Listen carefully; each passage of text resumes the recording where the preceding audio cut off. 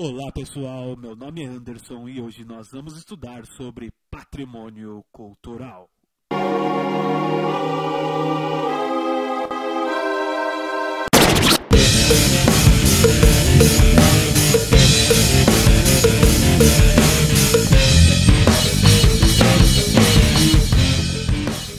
Então vamos aos nossos objetivos. Primeiro, compreender o conceito de patrimônio cultural.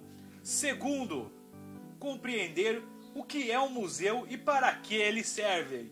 E por último, visitar o museu virtualmente. A palavra patrimônio origina-se do latim pater, que significa pai em português.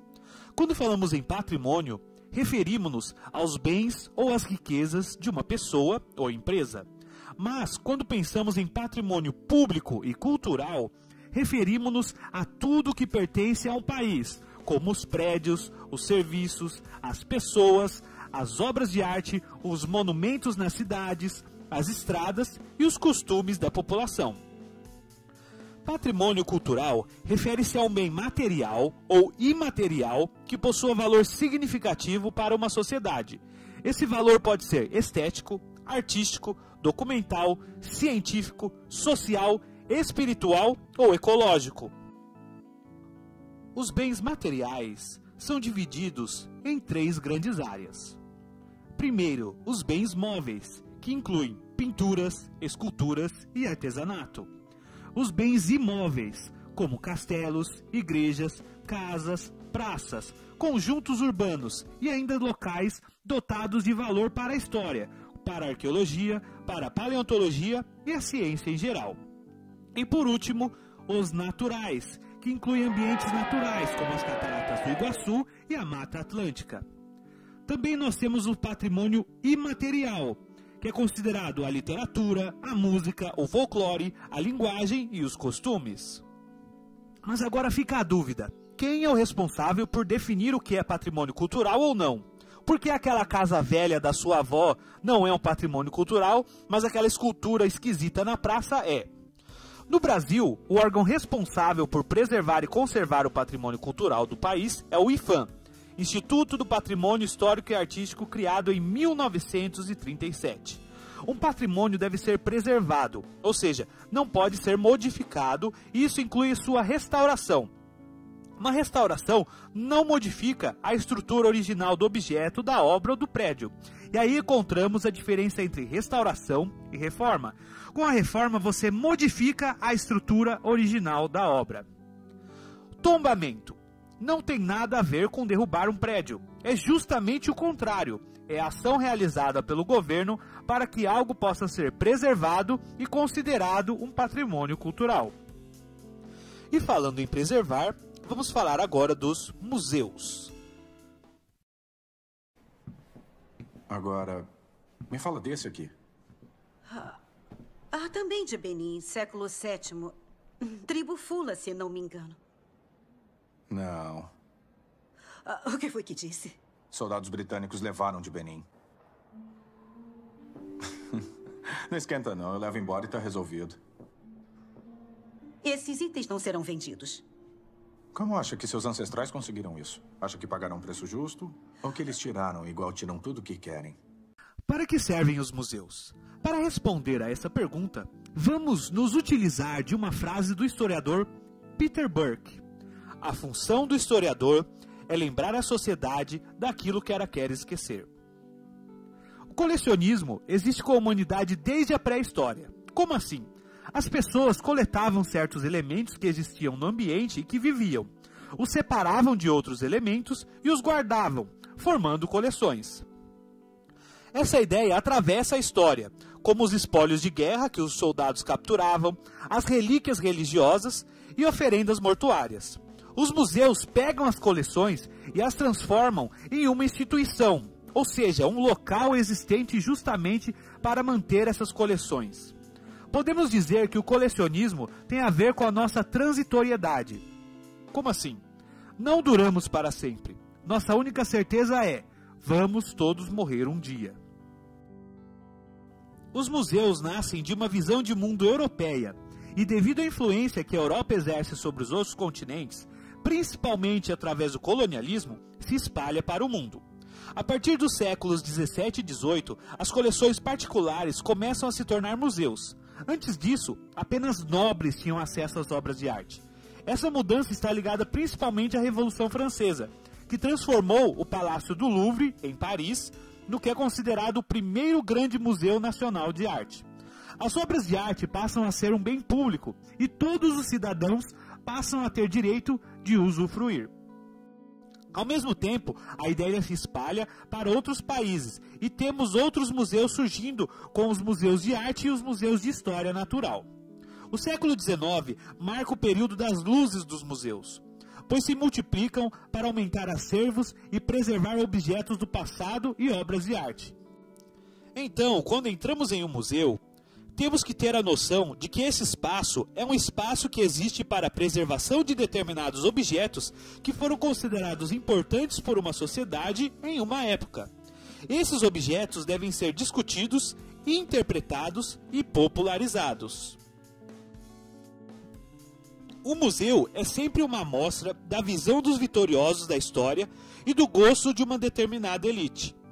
Os museus mais recentes, quando são abertos, são pensados na educação da população a partir do gosto de uma determinada classe dominante, ou seja, uma forma de dar acesso a essa população ao que era valorizado por uma elite em uma determinada época. É um espaço que detém as memórias de um grupo e deve construir as memórias desse grupo. Lembram-se da frase do Peter Burke? Por que existem os museus do Holocausto ou a Comissão Nacional da Verdade? Ou por que o prédio da Pinacoteca de São Paulo fica onde antes era o prédio do departamento do DOPS?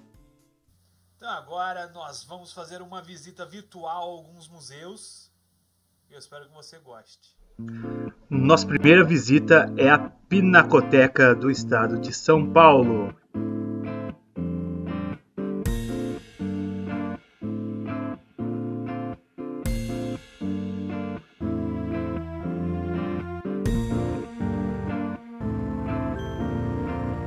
Tem várias obras ali, nós podemos ver a família real portuguesa que veio para o Brasil.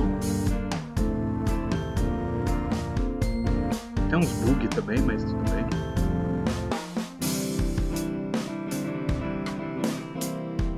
Porque entrar no site você vai poder ir parando e verificando as obras. Aqui é só o tour mais rápido mesmo.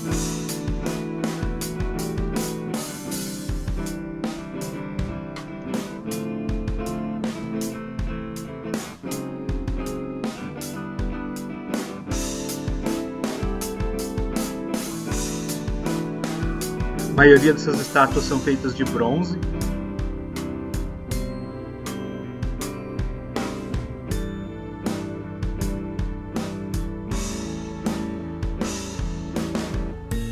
Lembrando que a Pinacoteca fica onde antes era o prédio do departamento do DOPS, o principal responsável pela repressão durante a ditadura militar aqui no Brasil.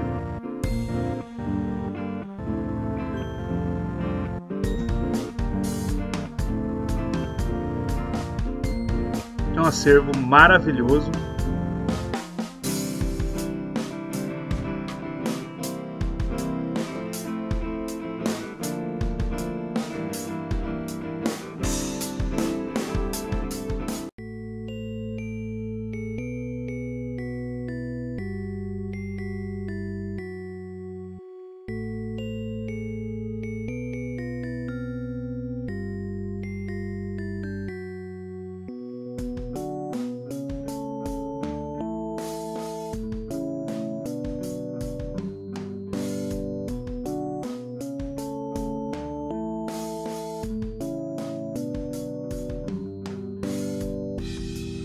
Vós que viveis tranquilos nas vossas casas aquecidas, vós que encontrais regressando à noite comida quente e rostos amigos, considerai se isto é um homem, quem trabalha na lama, quem não conhece a paz, quem luta por meio pão, quem morre por um sim ou por um não. Considera se isto é uma mulher, sem cabelo e sem nome, sem mais força para recordar, vazios os olhos e frio o regaço, como uma rã no inverno, meditai que isto aconteceu.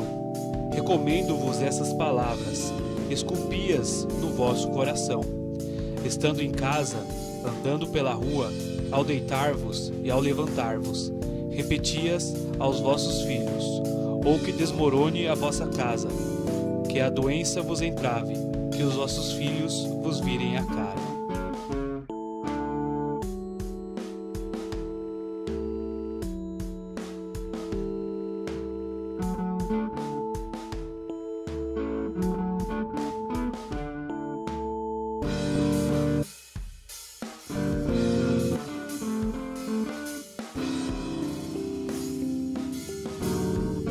Eles começaram perseguindo os comunistas.